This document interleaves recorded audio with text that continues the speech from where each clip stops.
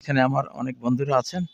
আর উত্তরবঙ্গের সাথে আমি ১৯৭৫ সাল থেকে জড়ানো। আমার শৈশব থেকে এই পর্যন্ত।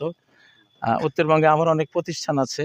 চিরির বন্দরে মাদ্রাসা আছে, বগুড়াতে আছে, লালমনিরহাটে আছে, রংপুরে আছে, গাইবান্ধায় আছে, বিভিন্ন আ এই বঙ্গের সাথে আমি খুব অঙ্গাঙ্গিভাবে আপনাদের সাথে জড়ানো আছি আলহামদুলিল্লাহ। তো নীলফামারীর মানুষ, উত্তরবঙ্গের মানুষ সহজ সরল। আর সহজ সরল মনগুলো কিন্তু ইসলামের জন্য, কোরআনের জন্য খুবই উপযুক্ত। তো ইনশাআল্লাহ আমি মনে করি যে এই বাংলাদেশে একটা বিরাট স্ফুরণ হবে আল কোরআনের, একটা সাইক্লোন, একটা জোয়ার, একটা ঢল যে নামবে, সেটার সর্বাগ্রে থাকবে উত্তরবঙ্গবাসী ইনশাআল্লাহ।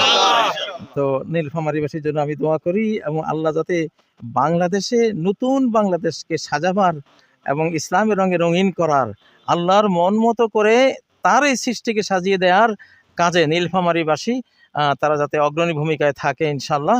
এই জন্য তাদের জন্য আমি আল্লাহর কাছে দোয়া করি। আপনারাও দোয়া করবেন আল্লাহ যাতে আমাদেরকে আল্লাহ দ্বীনের জন্য, আল্লাহর এই পৃথিবীকে সুন্দর করার জন্য, আল্লাহ জান্নাতের জন্য আল্লাহ কবুল করেন। আমিন।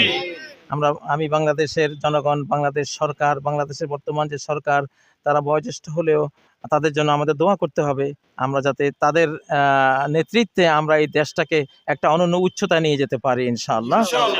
সামনে যে সরকারগুলো আসবে সেগুলো যাতে আল্লাহওয়ালা সরকার হয়, যারা আল্লাহকে ভয় করবে এবং আমাদেরকে দয়া করবে, এমন সরকার যাতে হয়। আমরা আল্লাহর কাছে সেই আরজি রেখে এখানেই সমাপ্ত করলাম। আসসালামু আলাইকুম ওয়া রাহমাতুল্লাহি ওয়া বারাকাতুহু। জি, জি।